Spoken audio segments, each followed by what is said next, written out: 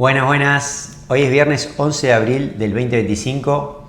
Una semana totalmente, bueno, no sé si trágica, pero sí dramática. Una semana con muchísima volatilidad, con un montón de información. Y bueno, para eso hoy arrancamos un nuevo Wayful Talk. Acá estoy con Martín Estea y con Federico Rey. ¿Cómo estás, Martín? ¿Qué tal aquí? ¿Todo bien?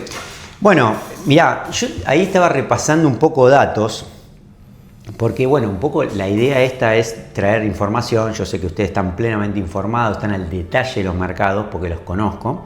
Pero lo cierto es que nos obliga la situación a traer un poco de datos. Y digamos, si bien es cierto, ahora vamos a charlar un poco sobre otros temas que estamos viendo más allá de los datos. Lo que me gustaría era un poco ponernos al día. Y digo, ponernos al día porque el miércoles, si bien un poco estamos al tanto, digo, el miércoles tuvimos una revelación de Trump con el tema tarifas. Así es, se volvieron para atrás buena parte de las tarifas. Quedó como una especie de tarifa plana para todos del 10%, salvo para China, que se la subió al 125%. Hay como una carrera, es como una carrera de quién la tiene más alta la tasa, atención, ¿no? Porque digo, en un momento estaba 84, 104, después 104, 125 y ya están 125 los dos. Sí, hay un límite igual, que es, el límite es cuánto puede poner China, porque Estados Unidos, el superávit de Claro. China con Estados Unidos es 5 veces. Tremendo. Entonces hay un límite muy cortito, para China que parece ser este. Hay un punto en donde, digamos, ya China empieza a perder genuinamente, digo, porque los que compran, en este caso, los que más pagan son los americanos. Sí, y estamos con tarifas que son directamente prohibitorias para el comercio internacional. La idea de esto es que no se comercie entre los dos países. Claro, ya después si ponen 150 es indistinto, porque Sí. ya directamente no se va a producir ninguna operación. Ahora, esto tuvo un efecto en el mercado, ¿no? El miércoles, porque hay un tema, no sé, las empresas de la familia Trump hicieron, parece, un trade medio, porque digo, salió la noticia y ellos ya habían comprado. No se sabe eso, no se puede saber, imposible saberlo. Pues, además, todas las posesiones del presidente de los Estados Unidos están en un fideicomiso ciego, sobre el cual él no tiene ningún tipo de control. Así que se pueden hacer un montón de especulaciones, pero data dura es imposible tener. Bueno. Para agregarte, lo único que se sabe es que 10 minutos antes del anuncio Hay un tweet. de dar marcha atrás con el esquema tarifario inicial, 10 minutos antes hubo una explosión en las operaciones operadas de calls de derivados. sobre el S&P 500 o el SPY y sobre el Nasdaq. Bueno, digo, algún efecto en el mercado hubo, no sabemos si efectivamente fue ese fondo o no, si hubo inside o no, pero el efecto estuvo, es decir, hubo gente comprando de forma apalancada antes de que se produzca el anuncio. Y esto provocó que en los mercados una alegría. Los mercados estallaron al alza. Obviamente cuando tenés este tipo de noticias tan disruptivas y cuando estás en un contexto por ahí medio de un mercado medio bajista, tenés muchas posiciones bajistas abiertas por grandes fondos y por los inversores, que cuando tenés una noticia así tan pero tan alcista, te ves obligado a cerrarla y eso le va agregando más combustible al fuego y se va retroalimentando y termina con los movimientos violentos como los que vimos. Tremendo, como el S&P subiendo como 10%. Casi. 10%, sí. Sí, 9,5%, depende del índice que agarremos. Sí, sobre todo hay una moción de inversores que siempre llega muchos días tardes a empezar a shortear compañías en las bajas. Shortear los últimos días y te produce este efecto inmediato. Esto fue una noticia, el mercado parecía alegre, esto parecía que había terminado, pero el jueves volvimos a la guerra comercial con China. Sí, lo que se esperaba por ahí, no lo que se esperaba, terminó siendo una noticia menos buena de lo que parecía, porque este 10% que se le pone a todos los países, por ahí hubo mucha charla y mucha burla de por qué se le pone tarifas a Lesoto o a islas con pingüinos. Sí. Porque es muy lógica. Lo que sucede es que sería muy fácil triangular, producir algo en China, mandarlo para Lesoto, clavarle una etiqueta que diga Made in Lesoto y esquivar todas las tarifas. Acá por lo menos está dando la señal de que no hay lugar para escaparse de las tarifas. O sea, menos de 10 no hay manera. No. Bueno, eso es un buen punto. Lo que pasó ayer fue muy llamativo porque ayer tuvimos uno de esos datos, ¿no? Es decir, nosotros cuando hablábamos hace 4 o 5 meses había dos datos. Uno, dato de empleo, otro, el dato de inflación, ¿no? Estuvimos comentando en el anterior Waypoint Talk la diferencia entre el CPI, que sale más a principio de mes, comparamos con el PCE, que salía más después. Lo pueden ver en el video anterior, no me quiero ahora detener, pero si decíamos hace unos meses, che, ¿cuál es el dato? El dato es el CPI. Ayer salió el CPI, pasó totalmente desapercibido. Sí, de hecho en algunos sectores te dio deflación directamente. El mercado, mensual digo sí, como... Sí, es mensual. El mensual dio deflación. El mercado ni pelota, acá cuando tenés un buen dato de inflación, lo que debería pasar es que la tasa de 10 años debería caer y está sucediendo lo contrario. Bueno, yo ahora te voy a preguntar de eso, ¿no? Porque ahí hay un temón ahí. Pero en definitiva es un dato que también, digo, no lo toma el mercado, casi que no reacciona. De hecho, el mercado estuvo a la baja fuerte, después terminó amainando un poco hacia el final de la rueda, pero una baja casi perdiendo la mitad de lo que había ganado el día anterior.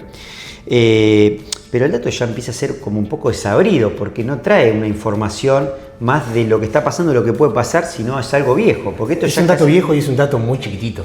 Es como que vos quieras salir a la calle y decir, bueno, estoy mal maquillado, te maquillas un poquito y salís y te faltan 3 dientes. Sí.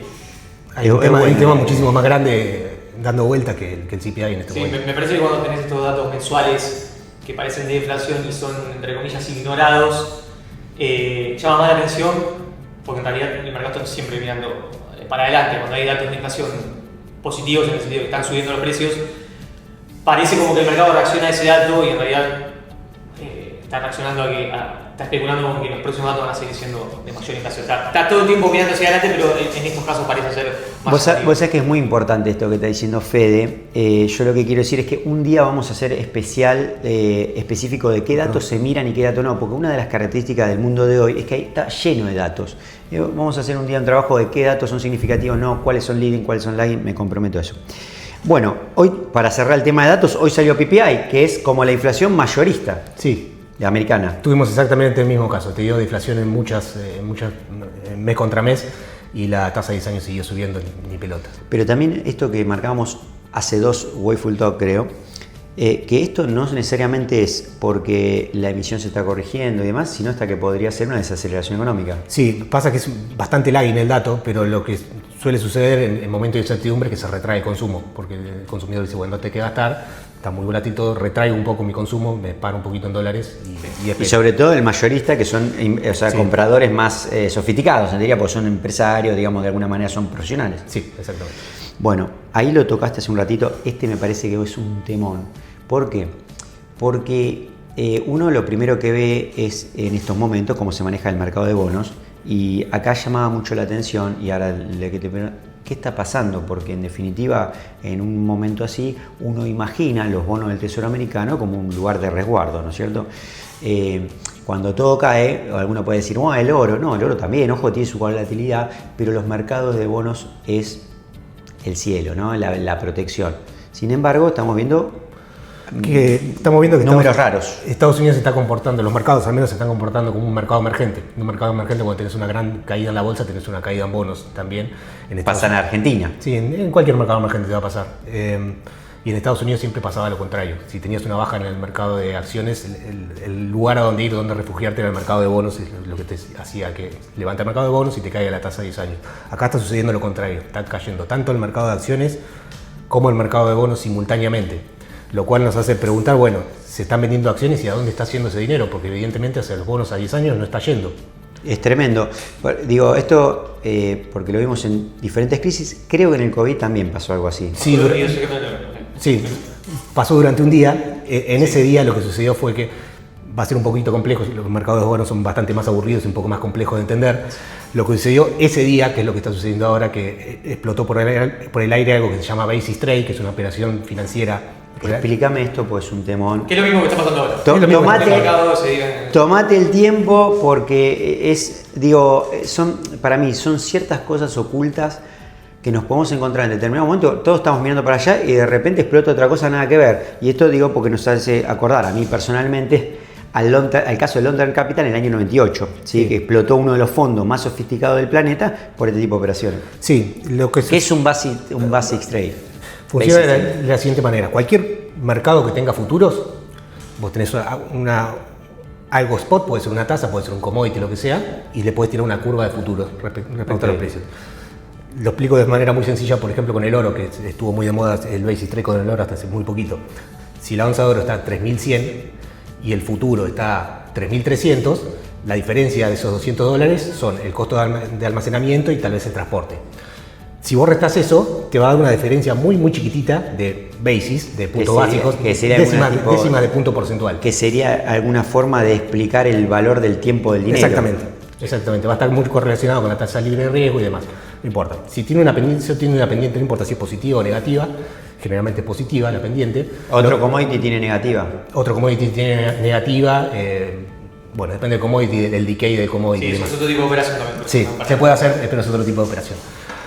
Lo que puedes hacer en este caso que te describí como el oro es comprar oro spot y ir short la parte larga. Simplemente esperás a que pase el tiempo y te llevas esa diferencia de puntos básicos. Como es una operación que es aparentemente libre de riesgo, no es libre de riesgo, es aparentemente libre de riesgo, lo que vos podés hacer es apalancarte muchísimo. Es la tentación más grande que hay. Es un mercado que habitualmente se opera ahora apalancado por 30, en su momento se llegó a hacer hasta por 50. Sí. Y lo que sucede es que... Apalancado es que toman muchísima deuda, sí, como son, fondos o... Sí, hedge funds, fondos de cobertura. Bueno, son profesionales que tienen muchísimo respaldo, sobre todo prestigio, pueden tomar cualquier nivel de deuda. Sí, te van a poner un límite siempre y el broker te va a decir hasta acá. Pero lo que empieza a suceder es que si vos tenés volatilidad en el medio, en teoría no debería pasar nada siempre y cuando vos tengas la espalda suficiente para esperar, porque por cómo funcionan los futuros, si se te empieza a mover en contra mucho, si pasás el tiempo y tenés volatilidad en el medio, no pasa nada. Lo que pasa es que en el medio el broker te va a empezar a pedir más colateral. Porque ahí está el mark to market. Exactamente. Y si no te alcanza el colateral para cubrir eso, por esta misma razón, no podés esperar, lo que tenés que hacer inmediatamente es cerrar el trade. Y cerrar el trade en este caso implica vender bonos del tesoro. El basis trade se estaba haciendo con tasa. En aquel momento pasó en el COVID y posiblemente esté pasando esto ahora. Sí, cuando pasó con el COVID tuvo que meterse la Reserva Federal a intervenir. Y el tamaño en el momento de COVID era de 500 billones aproximadamente la operación de todos los hedge funds. Hoy en día estiman que es el triple, ya en 1.5 trillones. Sí, si hay un negocio, casi libre de riesgo, entre comillas. Sí. Y con la creación, como decía Pancho, vos lo que esperás es que tanto el spot como el futuro converjan y el trade se queda con ese cachito de diferencial.